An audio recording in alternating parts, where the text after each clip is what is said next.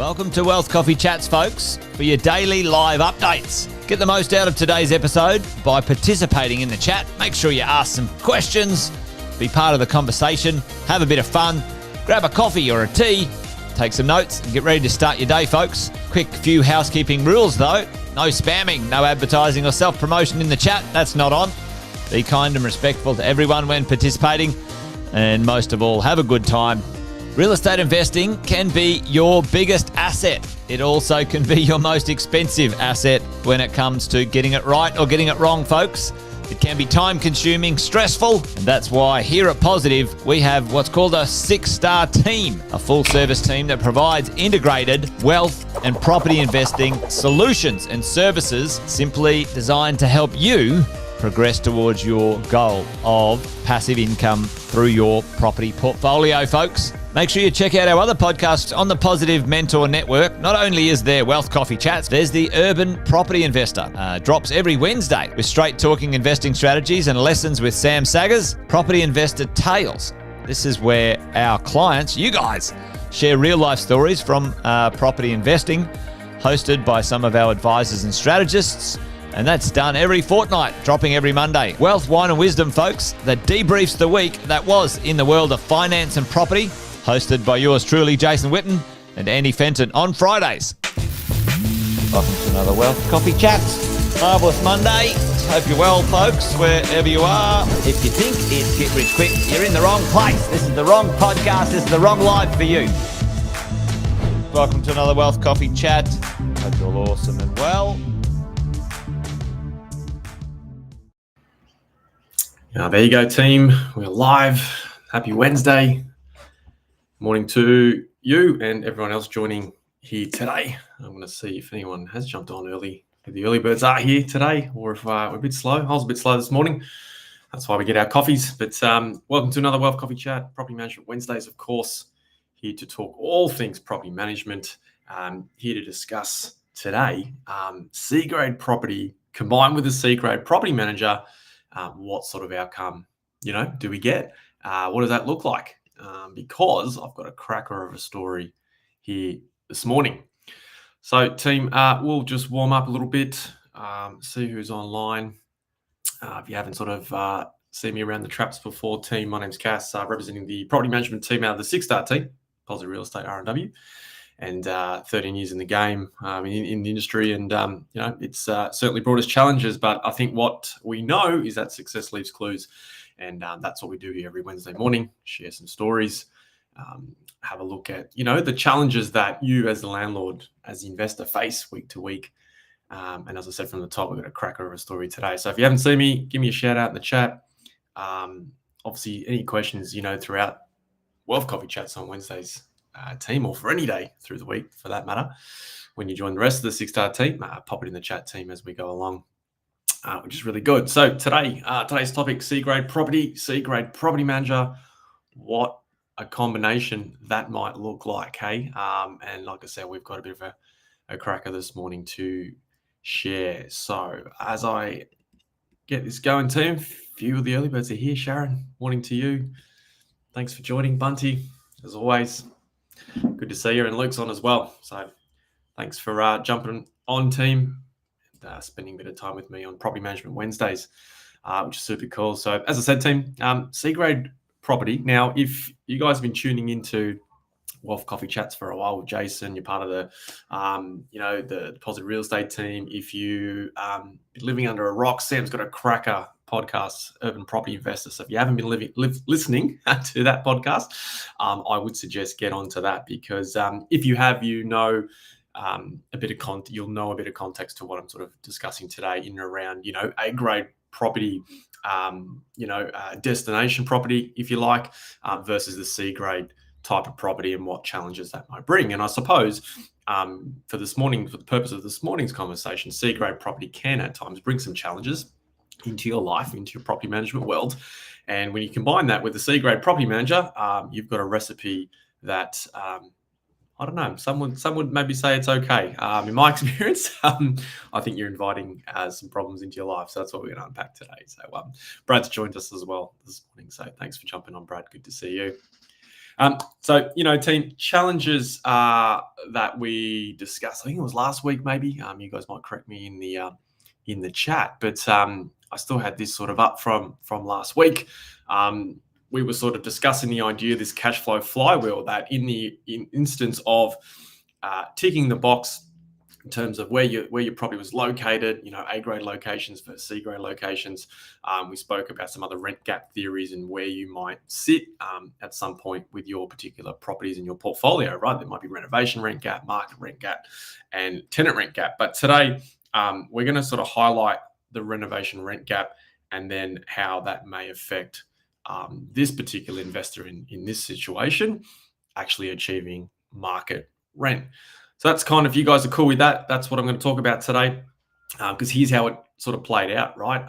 Received a phone call from a potential client. I don't have any history with this property, so you can imagine how that first meeting went when you're trying to unpack what's going on.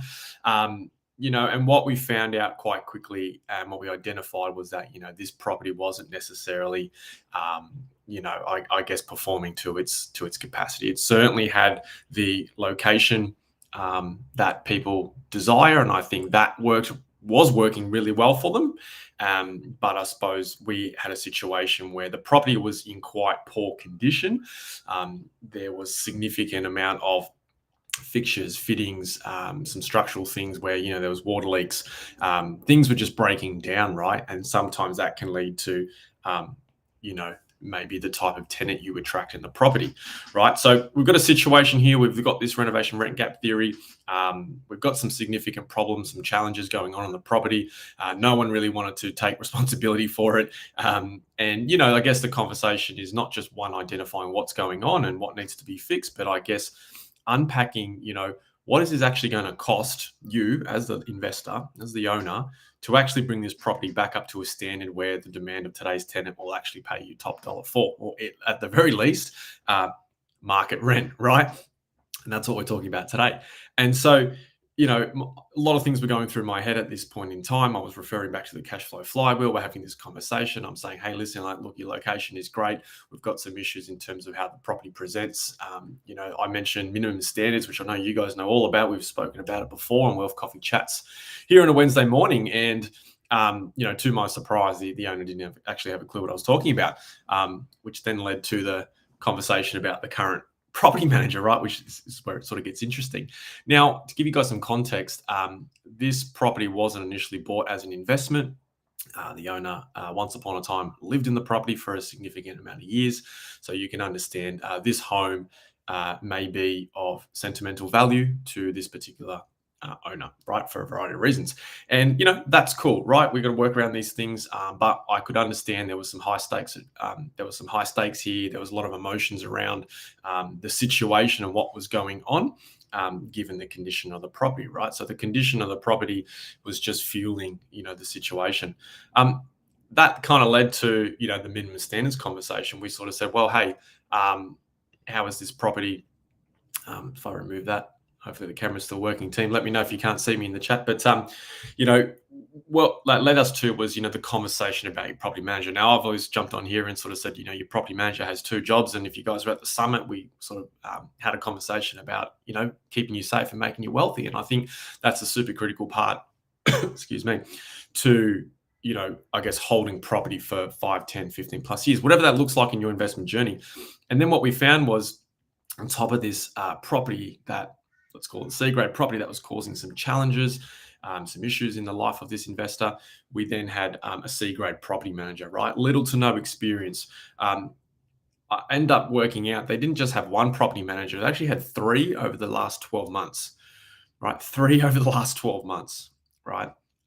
Quite significant, right? A lot of change, a lot of adjustment, a lot of history, a lot of notes maybe that went missing. The communication would have been poor, was my observation.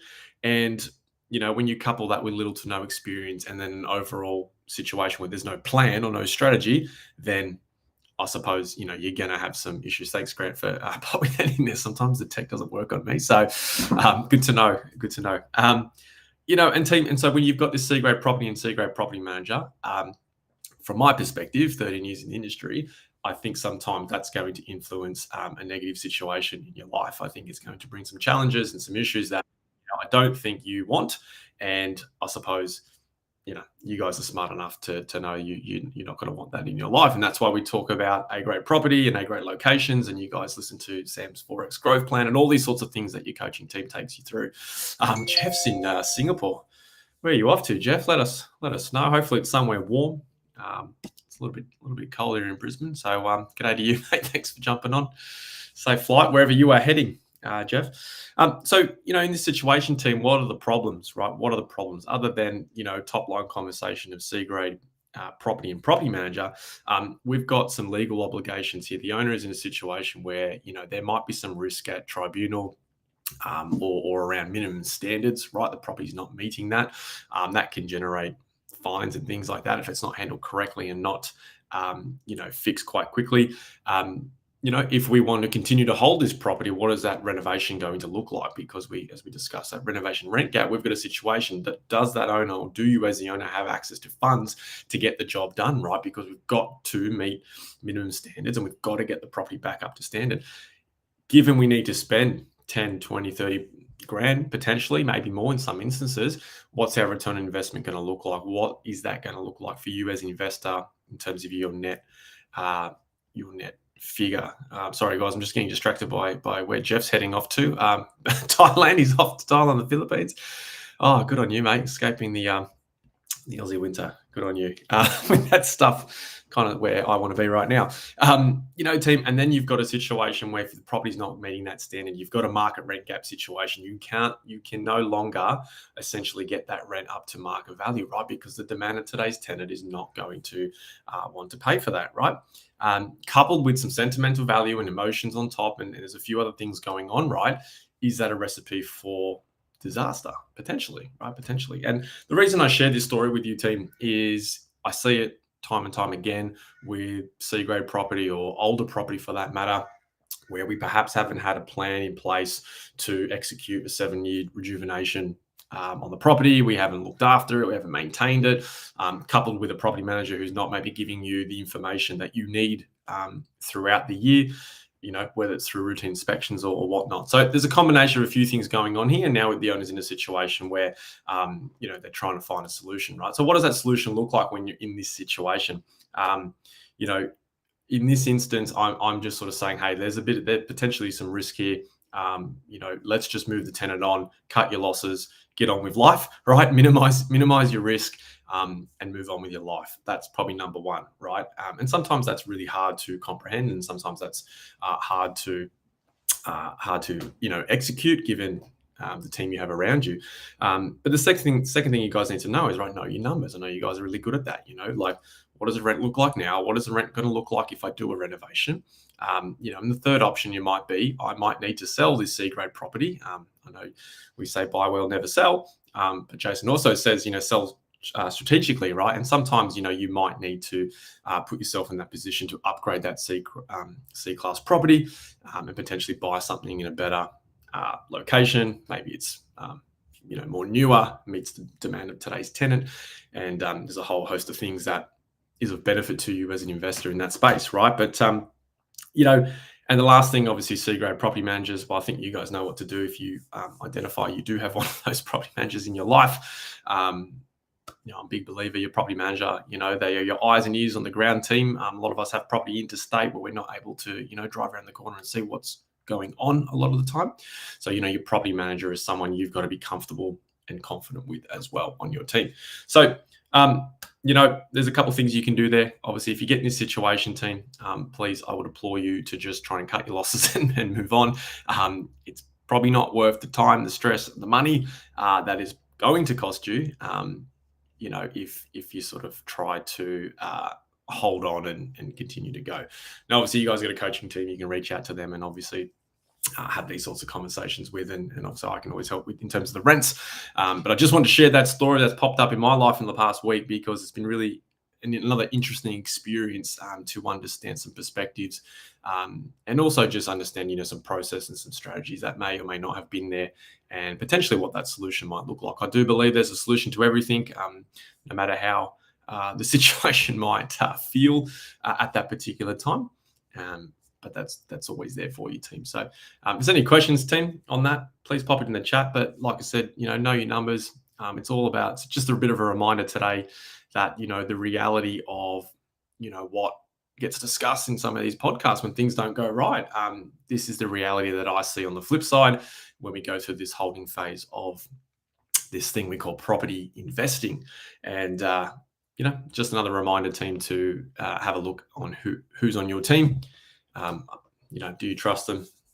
Do they care? Some of those questions there that you can ask yourself. So if there's any questions, team, pop it in the chat for me. If not, that's all good. Hopefully today has been helpful. Jeff, you go and enjoy your little trip away from the winter here in Australia. Although it's not that cold in some places, so Brad's online today. I think he's up north, so I'm sure he's nice and warm. But that's it from me, team, today. Don't forget tomorrow. No, Jason will not be here. Andy will be back tomorrow for another Wealth Coffee chat.